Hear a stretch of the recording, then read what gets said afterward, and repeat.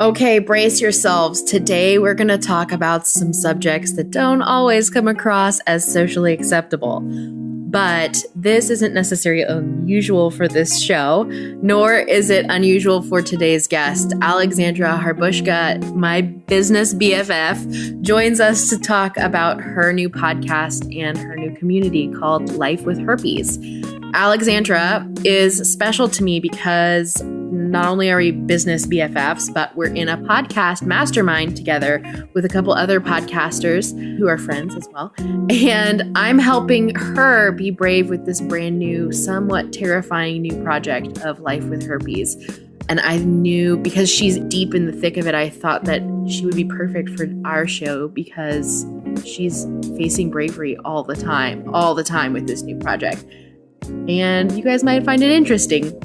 So today's brave takeaway is to not only check out Alexandra's new show, Life with Herpes, but it's also to drop into the Bare Naked Bravery Facebook group and post about what moments have required you to come out of the closet and what was that like and how was the news received? Because I think we're all in some closet at some point in our lives. So the process of making this big reveal to people whose opinions you really care about, it's a really scary and brave thing to do, which is why Alexandra is perfect for today's show.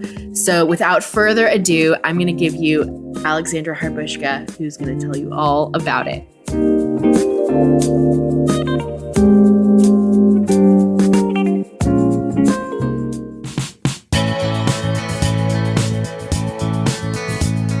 You're listening to Bare Naked Bravery, a weekly podcast hosted by me, Emily Ann Peterson. As a singer-songwriter, author, teaching artist, and creative entrepreneur, I encounter some really fascinating stories. I'm on a mission to reveal the depth and width of bravery and its benefits to creatives like yourself. More than ever today, our world needs bravery, unique bravery, from everyone. This is the place where you find it. There is no script or censorship today because that's how these facets of Bare Naked Bravery are in real life. So if you're listening with little ears nearby, please know that some episodes may contain mature language and subject matter. One of the easiest ways you can share bravery with the world is to send this episode to a friend or two. Send them an email, text, or tweet, tag them in one of my Instagram posts, my handle is Emily Ann Pete, or leave us a review on iTunes. It takes seconds and can be done from your phone right now. Again, we need more bravery in the world, so let's be brave together.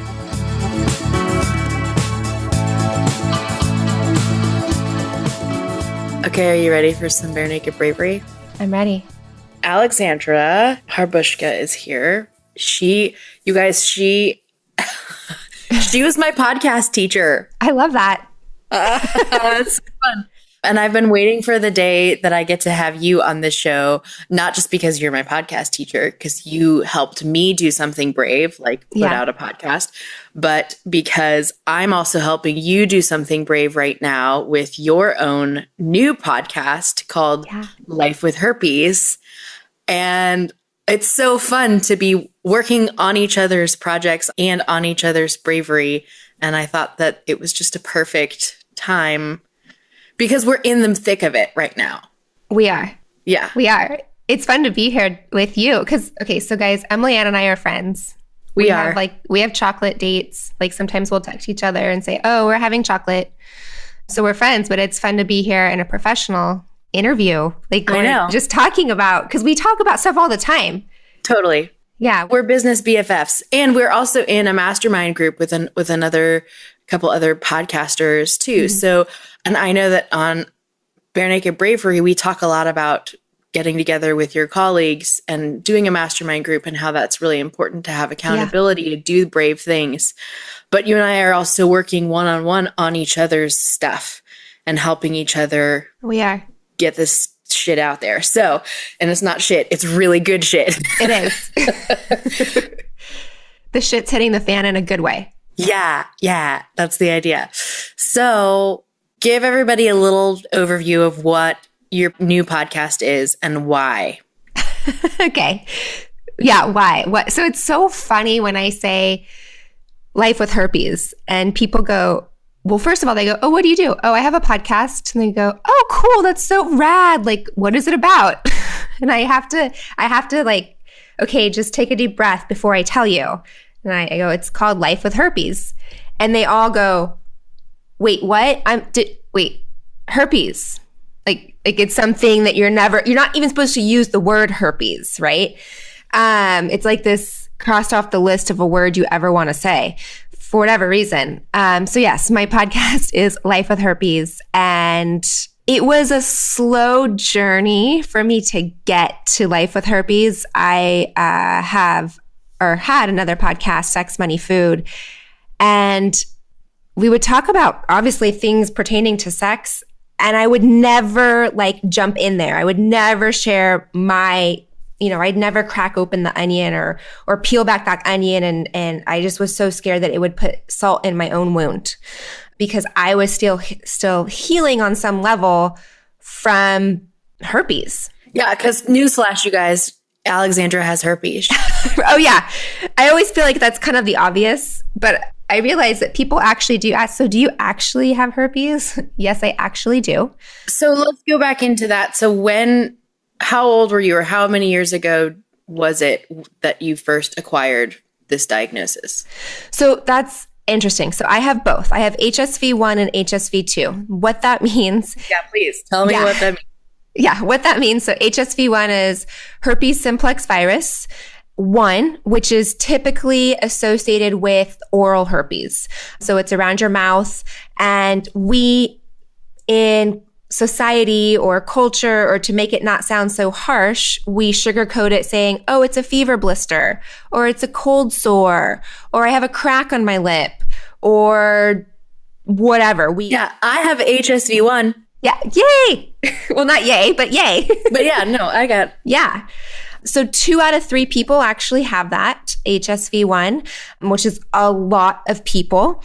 And I've had mine since I was like a kid. Right. In kindergarten or first grade. And that's the thing with HSV1 is because it is oral and it is visible, we've made it normal. We've made it, it's passed through a grandmother kissing their grandchild. It's passed from, family member to family member. It's in a social setting in which it's transmitted.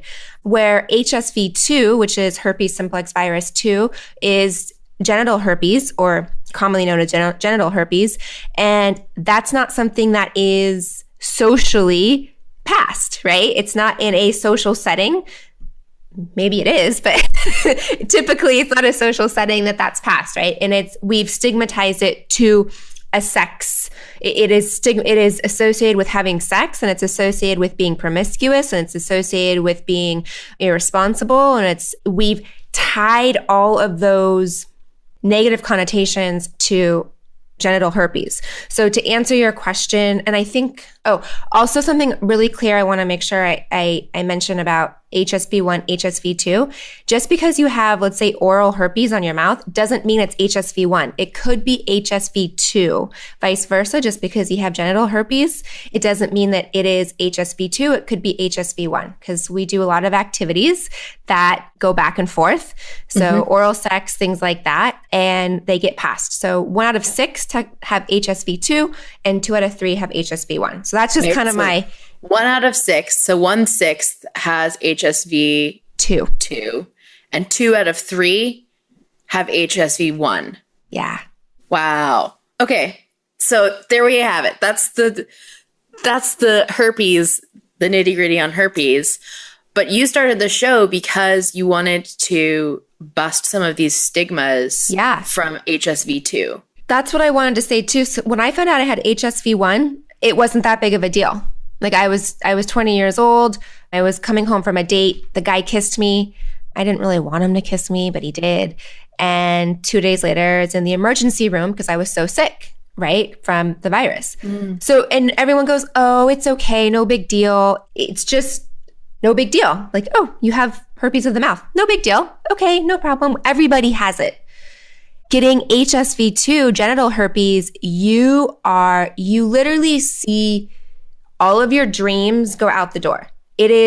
I've never had a near-death experience, and I hope I don't, but I can imagine that this is similar. It's all those visions. It's all those, almost like the weight of what society expects you to be is now on your shoulders. And now you're damaged, or you're dirty, or no one's ever going to love you. No one's ever going to touch you. No one's ever going to, everything you've worked for has now gone out the window. And that's definitely the pressure I put on myself. But it's also, that pressure wouldn't have existed had our society not put it on you. That's what I was going to say. Exactly. And that's how most everybody feels. I mean, I know so many people that have not told their partner that they have herpes because they're so scared of that rejection. Whoa. I know. That boggles my mind, because that's not something that would be something that I'd be like, oh my God. I'd immediately share, because I would be in that crisis place. Right. But that's just how I would respond to it. So, which brings up a really interesting point, that all of us respond to bad news and rejection in very different ways. Oh, totally. And this is something we've talked about, Emily Ann, is some people go into like a hermit phase, and they just like want to crawl up with a bottle of wine and come out in 2 months. Or they're like, fuck this. I don't care. I'm not going to, it's just whatever. Life is normal. Or it's I just want to Google everything and be the thesaurus, and I want to know everything there ever is to know with the WebMD. I am WebMD, right? Like, there's so many different personalities. And I imagine there are some people who get diagnosed who are like, let's say, single and out on the town, and they find out they have it, and they just keep going, spreading their seed because it's in that reckless kind of way. Reckless meaning they're sharing the virus without there being any understanding of the virus existing on the other party's behalf. Right. Or that they even have the virus. Now, personally, I find that really hard, just because I had my first outbreak. I couldn't sit down. Like, I was in so much pain. I knew something was wrong. Clearly, if you can't sit down, that's a problem, right? But I don't know if, for example, I personally think, and I'm only speaking from a female perspective, as women, we have a lot more maintenance in that area, right? Yeah. Like, we like, even with our underwear, like sometimes it gets like caught if you're like in the wrong position, or we just have a lot more going on, even, with our periods, and just making sure everything is just clean in our periods. So we're down there a lot. And when you add waxing and shaving, and we're more prone to ingrown hairs. So I think a lot of times an ingrown hair goes, well, of course I don't have herpes. It obviously is an ingrown hair. Or, oh, I don't have it. I must have nicked it shaving. Or it must have been, because I know personally there's times, and I obviously know I have herpes, like if you just, again, like your underwear just gets caught in a funny position and you kind of go, ooh, that hurt. And I'm like, oh, is that an outbreak starting, or was that just my thong? Yeah. And so, right. And so, and we all know what, ladies, you guys know, if you go for a long bike ride, you're like, ooh, yeah, it doesn't feel good. And to be fair, I'm sure the dudes have their own side of the story. Yeah. But I don't know what it's like. I don't know what it's like to have balls. Yeah. Right. They probably do. But I think that we just kind of go, oh, well, it's just an ingrown hair. Or, and I think men, a lot of times, they're not as aware of the area of their genitals. They just don't have to be. They don't worry about a yeast infection or something. But I mean, this happens we play the what if game a lot when we're dealing with Bravery. And so even if I haven't been diagnosed with herpes and something, or anything else for that matter, if something in that area causes a red flag to go up, like an ingrown hair, there are some of us who tend to be catastrophic thinkers and go, oh my gosh, I'm dying. Yeah. I have everything. Yeah, you look it up on WebMD and you've got cancer. Right. Obviously. Obviously. But then there's some people who just go like, meh, it's nothing. Yeah.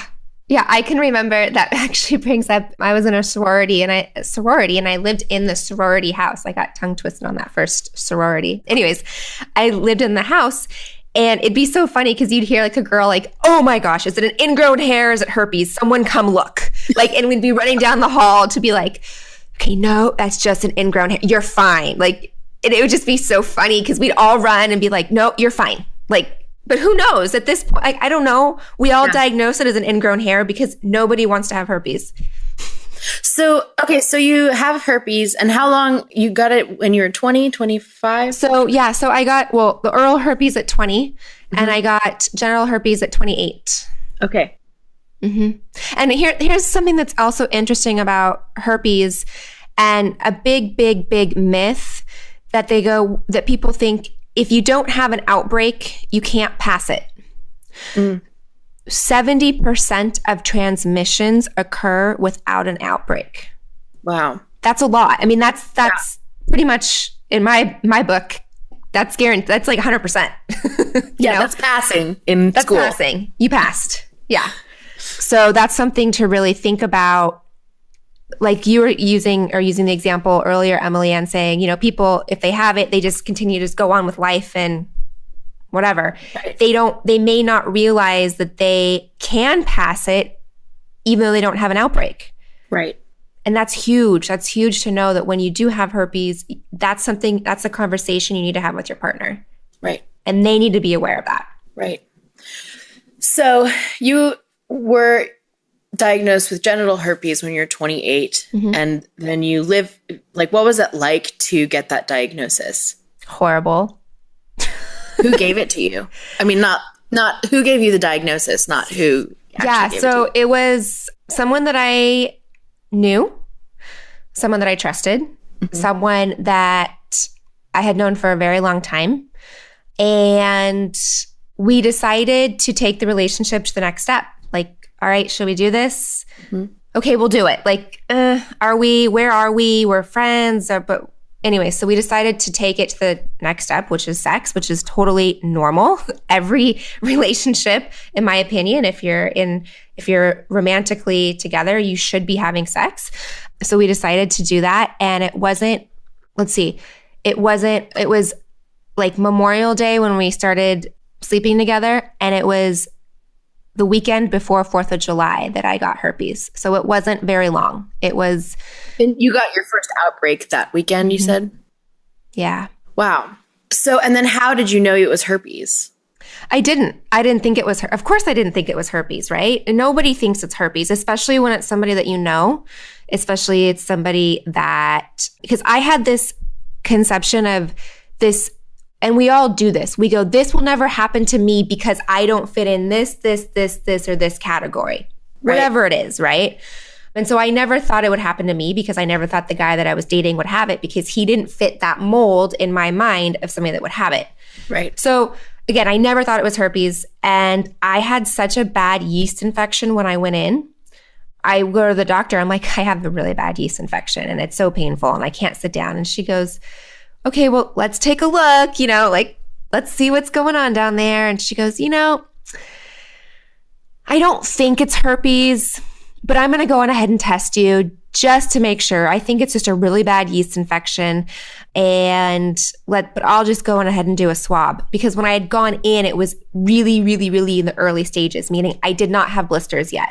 The blisters were not totally formed. Yeah. So of course, I didn't think it was herpes, neither did the doctor. That's the other thing.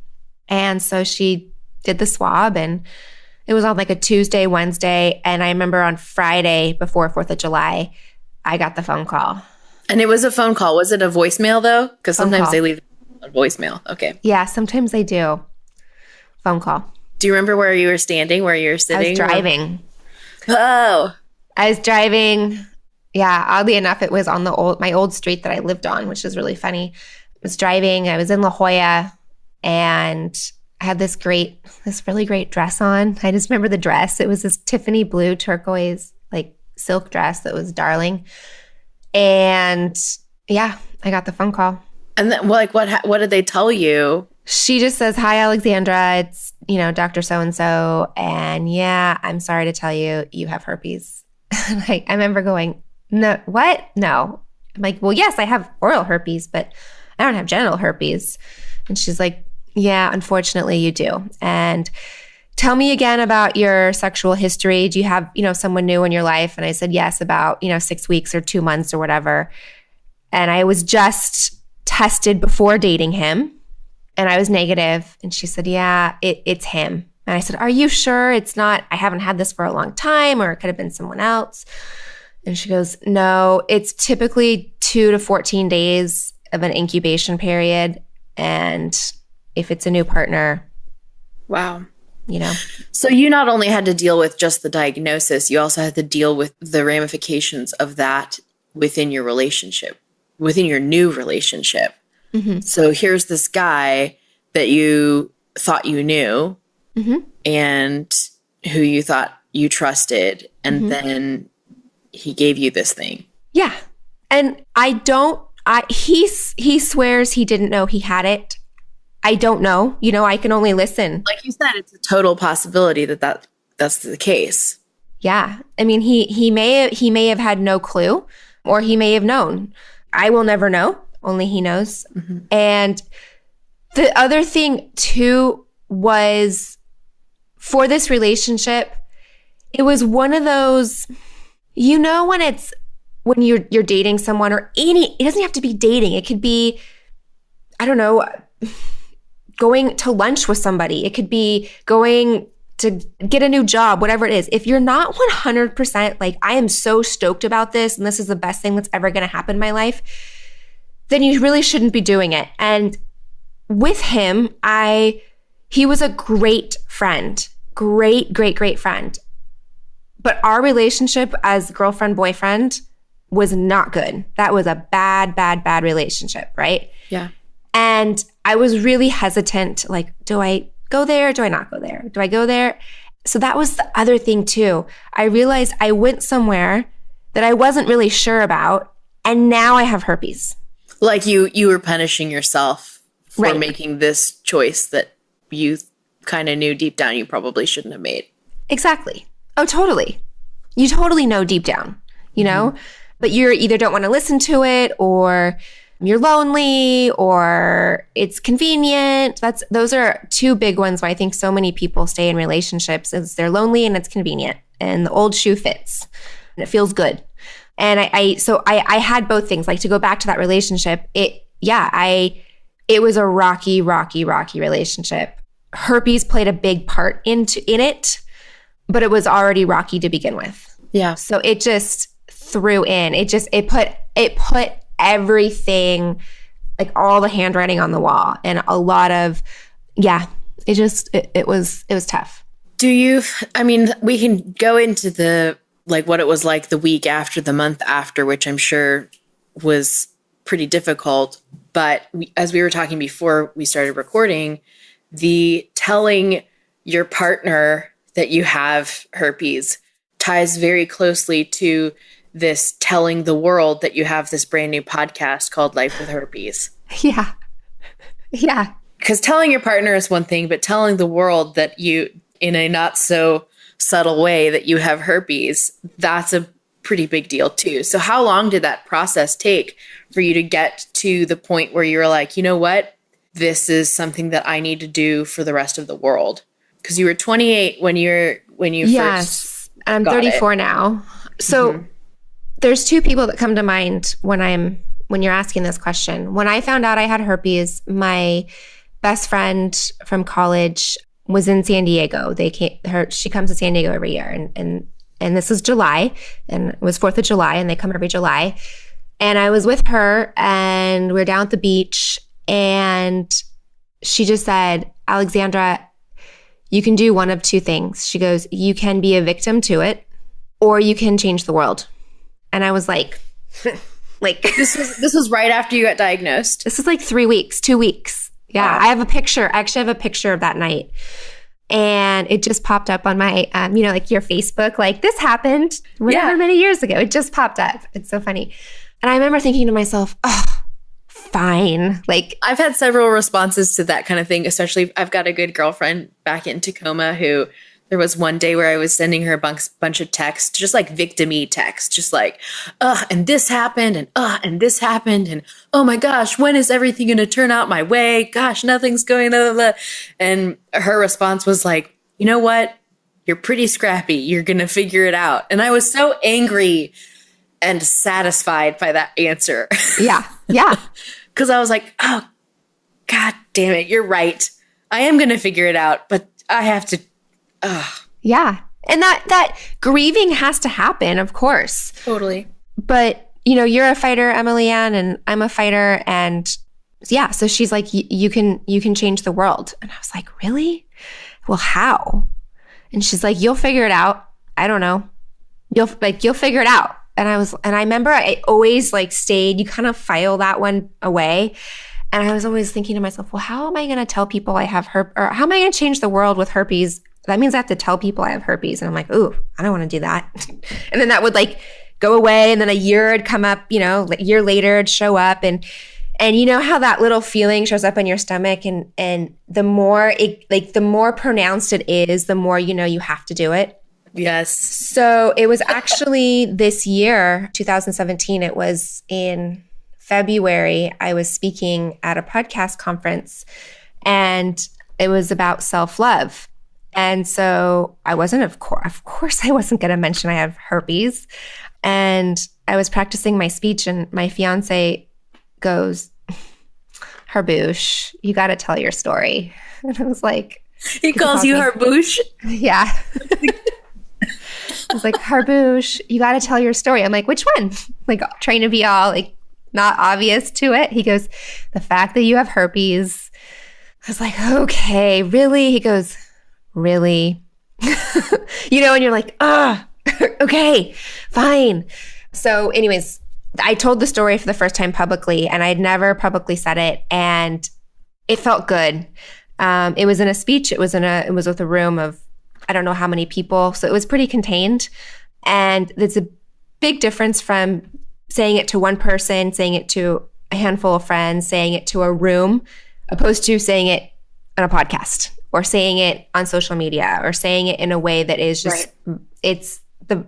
Just spreads like wildfire, especially. But it sounds like you were very deliberate in the audience size of this news. One person, first the most intimate person, then a friend, then probably a couple friends at a bachelorette party or something like that, I imagine. And then at this podcast conference, which had 30-ish people in the room, 30, 50 people in the room. So I think that is one of the things that people often overlook when we're talking about bravery, is that the big feats of bravery that we see that make you heroic actually are not the end all be all of that bravery. There's a big, long story that happens before that of small baby steps, and how those steps are getting bigger and bigger, and you're becoming more brave and more brave and more comfortable. And that comfort zone expands as you become more comfortable. Of course. So let me ask you this. Is there a similarity between telling one person and telling 50 people and telling the social media? Yeah. Well, I'll tell you, it's a lot harder to tell your friends. It's a lot harder to tell people that are close to you. Okay, not your best friend, but people that are maybe an arm's length distance to you, maybe like a colleague, or maybe people that for example, I sit on a board it's an organization. So I sit on the board of the organization, and these people, I've been there since 2009. I've been on the board since 2009. So these people are my friends, And when I didn't have to tell the room, but I decided to tell them, I launched my podcast because we're supposed to talk about what's going on in our life. And so I'm like, I got to mention it. Even though I'd already launched the podcast, I'm like, I got to mention it in person. I got to look at people that I see every day and wonder what their judgment's going to be.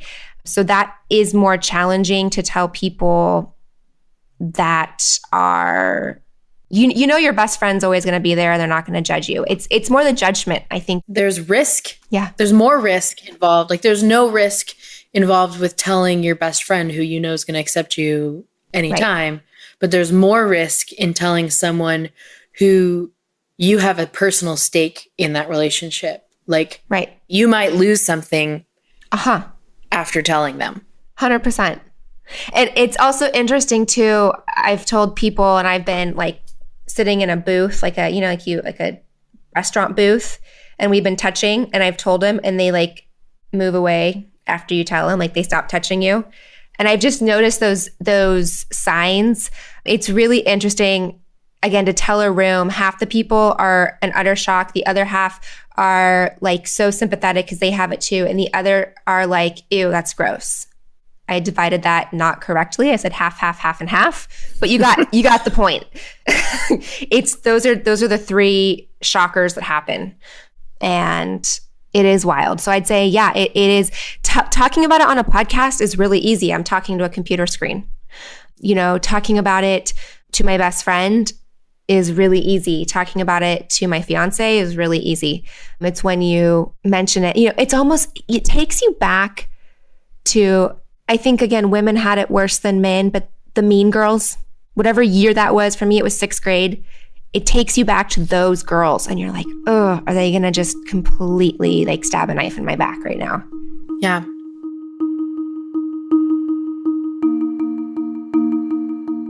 Putting together a podcast was a crazy idea I've had for a long while.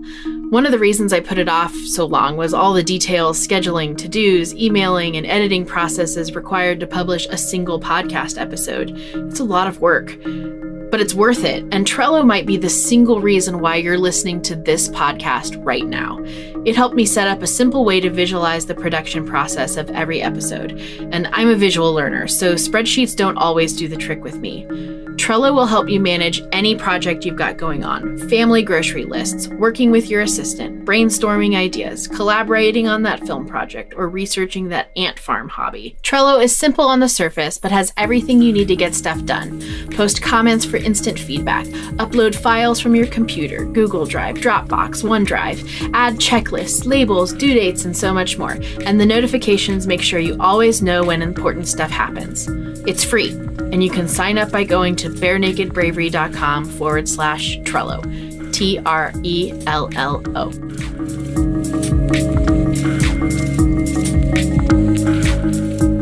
Oh, I want to go so many places with you about all this subjects.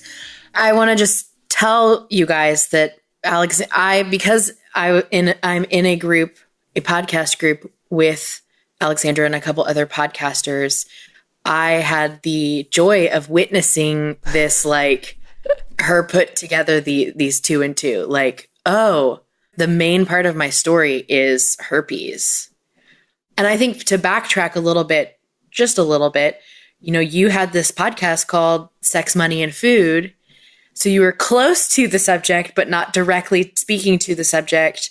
And yet, because it was close, it wasn't niched enough for your podcast audience to really grasp a hold of, which was something that we were all kind of brainstorming together on all of our shows. We were doing that with all of our shows because we all realized that, wow, if we don't have a niche, or as business owners, if we don't have a specific issue that we're trying to help people with, then the things that we're putting out into the world don't have as much meaning as they could. Impact, right. And I remember us having this conversation and you kind of going, well, what's mine? Right. I was like, well, I don't really have a story, and I did. And the thing is too, like even when my fiance said, you got to tell your story, I was like, herpes didn't even come up. I guess I had just forgotten it, even though I never forget it, because it's a gift that keeps on giving. But it shows up. It's like your period. It just shows up. You're like, of course you just showed up. I'm on vacation. Well, okay. So, but that brings us to this point. So you decided to talk about self-love because after doing all that, like deep introspection on like, what's the thing that I really can help people deal with? Self-love was the answer. Yeah. That's the solution you want to provide to the world. But the problem, because there's a lot of problems that happen from a lack of self-love, but 100%. The problem that you specifically now get to help solve with self-love is herpes, because you used your own story to find that niche, which I think a lot of us creative misfits, if we're trying to find our place in the world, which is what you were doing, an easy answer, not easy to follow through with, but an easy way to get to a niche is to analyze your own life story and go, where are the big moments? Mm-hmm. Like, what did I have to go through? Mm-hmm. And that brings up a really good point, Emily Ann. I mean, absolutely, you're right. Boiling it down to what you went through. But, and mine really was self-love. And because of herpes, I had to find self-love. It was the absolute rock bottom for me to find it. Can you go into some more detail on that? Like, what do you mean? Yeah, sure. I like that. Of course you're good. I set you up for that one. I teed that one up. I loved it right back. Yeah, that was like T-ball or whatever. At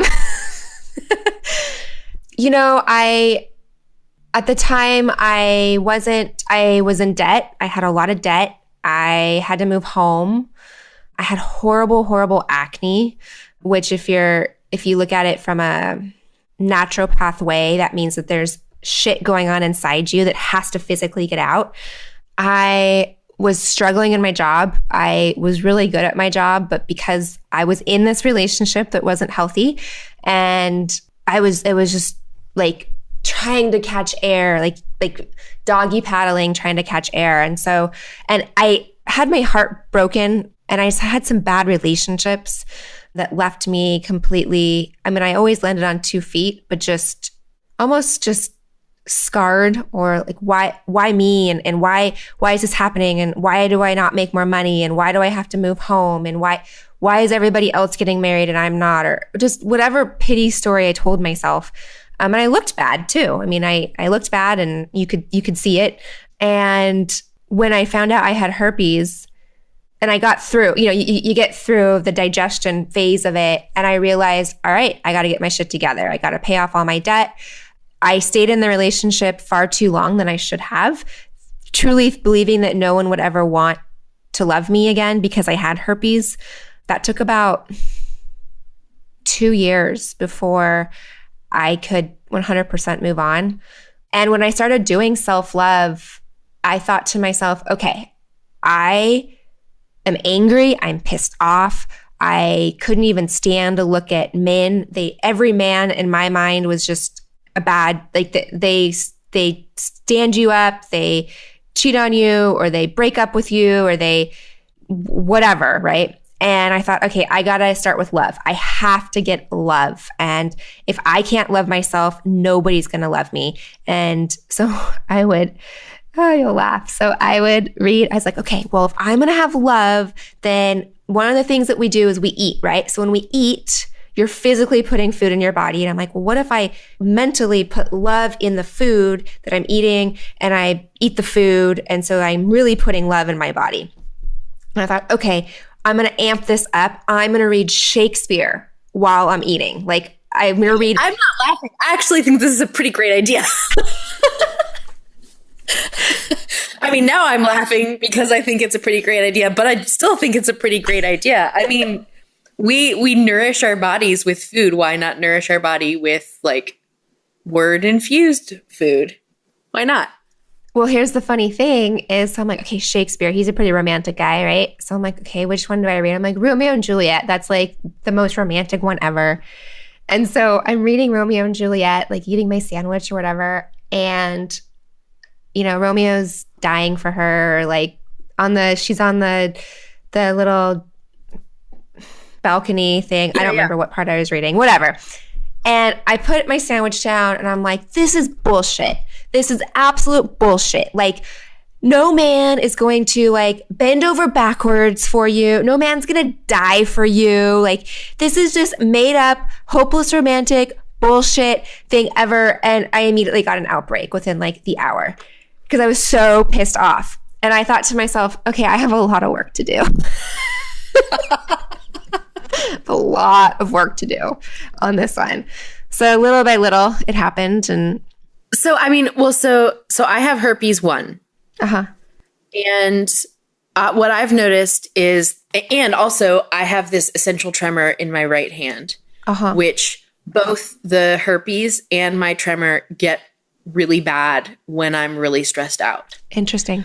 Like I start dropping for my hand. Like if I'm really stressed out, I start dropping pens.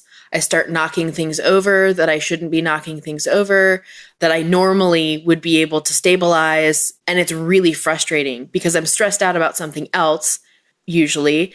And then I go and knock over my coffee and I'm just livid. I'm just screaming at the ceiling and it also, when I was first dealing with the diagnosis, my reaction was to scream at the ceiling about how angry I was that I just knocked over this coffee because I'm late for the thing and or all that. But there was also this thick layer of you're useless. Mm-hmm. Like you're broken.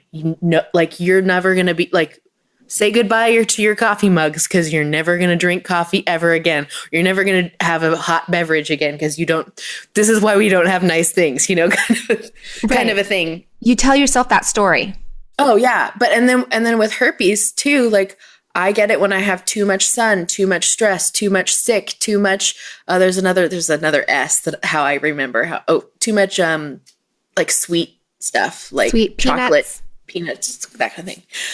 So all that to say, I've had a doctor's appointment regarding the hand and also regarding herpes, where both doctors said, hey, it's really not that bad right now, but we can give you some medicine and you'll never get this stuff again, or your symptoms will all be gone. And immediately what I said to the doctor about the herpes was, actually, I know this sounds weird, but I actually enjoy having that as a symptom for stress in my life because it's an automatic, like, stop everything, hold the presses, clear your schedule, don't cancel all the meetings. And with my tremor, it's the same thing. Like it was a different kind of decision process to make this call. But at this point in my disease, I am glad to not have a medication that I have to be on every day. And I'm also really glad to have the subtle reminder that I need to slow down and the subtle reminder that I need to be more present and lower my blood pressure. Yeah. I would agree. I mean, as soon as I accepted that I have herpes and as soon as I made a lot of changes in my life, they were all for the better. I always was a healthy eater, but I really wasn't taking care of my body, burning it from both burning the candle from both ends. Yeah. That one. I was doing that one. Like you said, it is a good reminder when you go, oh, okay. Like I have certain triggers too that I know will cause it. And you kind of, like you said, you go, okay, cancel. Like I got to take a nap. And it's okay for me to take a nap. I got to cut out this from my diet right now. I can tell I've had too much. And when I use the word diet, I don't mean I'm on a diet. I use it as, right, what I eat. So there's certain things that I know will trigger it and I enjoy it when I have it, but I can't have it every day. Right. Just like, we like being, who doesn't like big dinners and beautiful bottles of wine and going dancing till 5 a.m. or whatever, but can you do that every single day? No. Would you be sick if you did it 2 days in a row? Yeah. You also would be tired of it. It wouldn't be that special. Right. So I really love that this diagnosis has gone from the way to teach yourself love, but now it's also turned outward, and this is how you are teaching the world how to love as well. Absolutely. So before we close things up, what is your podcast like? What do you have? Well, I wanted to touch on one thing that I know you wanted to talk about is telling people that you have herpes. So one of the correlations that we talked about was telling your partner and telling people you have a podcast about herpes. And what happens is you go through this natural phase of digestion of, you're mad, you're sad, you're angry, you're poor me's, this is awesome, this is not awesome, whatever your ups and downs and whatever roller coaster you go through. And you eventually come out at the end and you're okay. Like herpes is a part of my DNA now and it is completely fine. And my DNA is great, And so when you go to tell people that you have herpes or whatever it is you're going to tell people in this creative world that we're in and being full of bravery and courage and And this is such a new wave that we're going on, even 15 years ago, I don't think we would have all the sharing that we have. Oh, even 5 years ago, we wouldn't have had all the sharing that we already have. Right. Oh, yeah. Because everybody was buttoned up, trying to be somebody they're not, or trying to show the impression that they're somebody. And you never, you would never show your true sorrows, or you would never talk about what's really going on. Everything would be perfect and leave it to Beaver type of situation, right? So something that you have to be really careful about, and I learned, is just because I've digested it and I'm fine with it, you don't realize that it really affects other people. And it's hard. And vice versa. I would also say, because, we're talking about correlating all of this herpes stuff to to creativity and being a creative misfit, but it works vice versa. So just because you're launching this big, huge, crazy thing for you doesn't mean that everyone else is going to care about it. Right. Or agree. Or we share things expecting that the response is going to be at 100% matching your own excitement. And it turns out that it's a lot less. Yeah. Because, so what? You have a new website. Big deal. But in your case, you encountered this I'm doing this new podcast, because you had already digested everything. And it sounds like everyone else in your audience, or everyone else in your personal sphere of influence, was like, what? Yeah. Are you kidding me? Why are you doing this? So what was some of the responses that you got after you announced this publicly? So I would say it was, it's the three things. Either people are in utter shock, they're really supportive, or they're like, oh, I don't know who really has herpes because nobody in my world has it. That's been an interesting one, to get those comments when you're like, well, I don't know anyone that has herpes. And people in their life that have herpes, because now everybody tells me that they have herpes. And so when someone tells you oh, that's really interesting, I don't know anyone that has herpes. And I'm thinking to myself, well, your mom does, it's just, but I can't say that. Obviously, I'm like, yeah, well, you'd be really surprised. It's 2 out of 3 and 1 out of 6. Yeah. So that's always a fun one. But it's being really sympathetic to the people that they go through their own shock. I've had people say to me, why would you do this? Why would you tell people? And why would you tell people that you have herpes? I don't get it. Why would you tarnish yourself in this manner? And I've also had people go oh, I know, and even cause put the judgment on me of oh, you obviously are a slut, and put that, and you can just see it when they look at you. And I think that's where tough skin comes in, is if you're going to be making these big announcements that are stereotypes, that are controversial, that are outside of the normal box, you have to be really, really, really crystal clear in A, who you are, and B, why you're doing it. And I think when you're crystal clear on that, then it's okay. Then people will understand. The right people will understand. They'll support you through it. I know that there were people in my life that were like, I don't know if I'd be doing this, Alexandra. I don't get the point. And that was really hard for me to overcome as somebody that was like, no, this is it. I'm so excited. I'm fired up. I don't want people to be alone. And I don't want people to have the heartache. And I don't want people to feel like they have to stay with somebody because they have herpes. And I don't feel like it's the end of the deal. It's at the end of the day, it's a stupid skin disease. And it's just like having acne or something. That's all that it is. And I guess what I'm trying to say is just be prepared.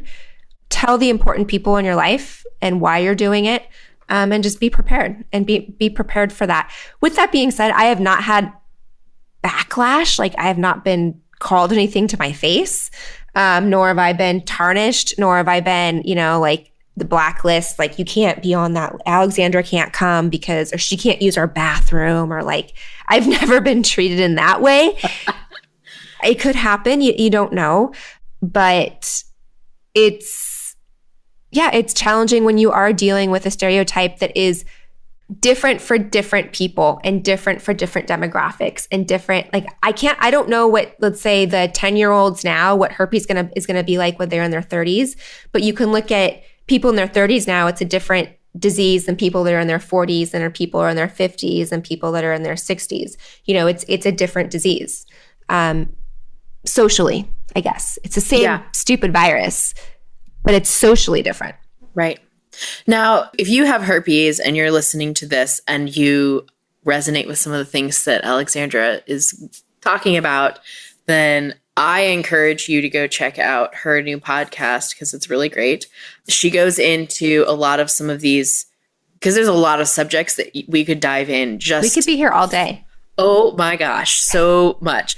And so that's why you have this podcast of yours. And so if you have herpes or you know of someone who does, send them Alexandra's way. Just go to lifewithherpes.com and all of the info will be there for you. But what is it that you have in store for the rest of the world with this new project now? Like, what now? Everything. I mean, I'm just everything. No, I think it's becoming a safe haven for people to go, oh my gosh, I can talk to somebody. It's a place, you know, again, there's people that I know that go like, thank you for being here. My husband doesn't know, or my wife doesn't know, or, you know, I how do I tell the person that I've been sleeping with for the last 6 months that I have it? I don't know how to do that. So these are really tough, hard, scary situations to be in, only because society's made it that way and made us feel like we're horrible people for having herpes. But it's just this. And you've got people every day who are contacting you, yes, thanking you for doing what you're doing. Yep. And I would say that if you are scared of going out there and doing the thing you know deep down that you're called to do, there is an entire world of people waiting for you. Yes. Like they're just waiting to thank you for the thing that you are putting out into the world. I know that from my own story, because I have people all the time that contact me saying thank you for letting me be part of this community that's really awesome, or thank you for sharing what your tremor has done for your cello career. I'm a cellist and that sounds awful and I think I might have this.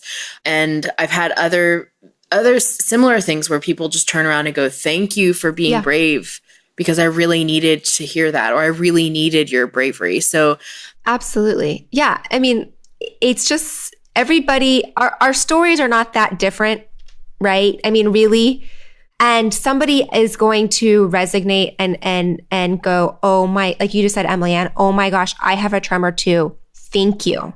Or this is my story. And people every day go, Alexandra, I have herpes too. And thank you. And the other thing that is huge for me is the education. I truly believe, you know, if we educate everybody on herpes, it would lower. I mean, we're in an epidemic with it, really. And if we educated and just talked about it, like if it was just something normal, you know, like it's like talking about an itch on your elbow, right? Then it would be normalized and we wouldn't have people feeling so lonely. Yeah, lonely. And just, I was a word that's like, I'm trying to think dejected. Of a word. Yeah. Yeah. All of the awful, rejected, isolated. Yeah. Just feeling like you are at the bottom of a porta potty. It's bad. That's a really vivid visual. Yeah. But that's exactly how it would feel. Yeah, it does. And how it does feel when you are isolated and you feel like you've been cast off from the rest of the world. Or having people, you know, never marry or, you know, never find that person, never enter into another sexual relationship again because they feel that they did something wrong and be solo. On that note, I mean, I know it's not exactly like the most cheery note to end on, but I think that this subject and your story is something that I wish that more people would duplicate. I wish they would take their own struggles and figure out a way to help the rest of the world in that way. So thank you for doing this. Thank you, Emily Ann. And we will see you in the Facebook group. Yeah. The Bare Naked Bravery Facebook group. So I am so glad you got to do this. It was so fun. It was so fun to be here with you. And like I said, Emily Ann and I spend a lot of time together already. But it's true. It's fun to be here. So I'll see you later. But yeah, I'll see you. Again, today's brave takeaway is to check out Alexandra's show, go to lifewithherpes.com, but it's also to drop into our Bare Naked Bravery Facebook group and share some moments that have required you to come out of the closet to your friends, family, or even to the public. What was that like for you? How was the news received? Did you feel rejected? Was there this massive risk that you were taking? Because I think, like I said earlier, we're all in some closet at some point in our lives, and hearing how other people leave their closets is really, can sometimes take some of the weight and pressure and scariness out of things. So even if you don't think that you need to come out of a closet anytime soon, but you've done it before, there are people in our Facebook group and in the Bare Naked Bravery community who really want to hear what it was like. So go into the Facebook group and tell us all about it. You can join the group by downloading your Bravery bundle for free at barenakedbravery.com, and you're going to immediately get a link to the Facebook group, and you'll follow the directions from there on out. But basically, go to barenakedbravery.com and download your free Bravery bundle, which has a bunch of other stuff too, bonus things. But the main thing is that we really do need your bravery, or we need to hear about it. If you've already done it, we need to hear about it. And if you're facing it yourself, drop into the group. We want to be able to help you and cheer you on and help you make the right steps. So that's really important. So I'm so grateful to Alexandra for joining us today. I think her story has so much to add to ours, and I'm so grateful. So thank you for listening. Again, all of the links that we've mentioned in the show are at barenakedbravery.com in the show notes for this episode. If you enjoyed this episode, please leave us a rating and review in iTunes or in the Apple Podcast app. It really, I know us podcasters say this all the time, but it really does help, and it takes like 2 seconds. So thank you in advance for doing that. If you are digging the music in today's episode, that is because it's brought to you by Lee Rosevere, and I'm so grateful that his music is with us this season. So to find out more about all the other artists, musicians, and other sponsors of the show, go to barenakedbravery.com and check it out. We have a wonderful library of listening guides and music and books that you can check out. I am so looking forward to being with you next week. We have some awesome things in store. And until then, I have one message for you. It is this: be yourself. Be vulnerable, be imaginative, be improvisational, be brave, because the world needs more of your bare naked bravery.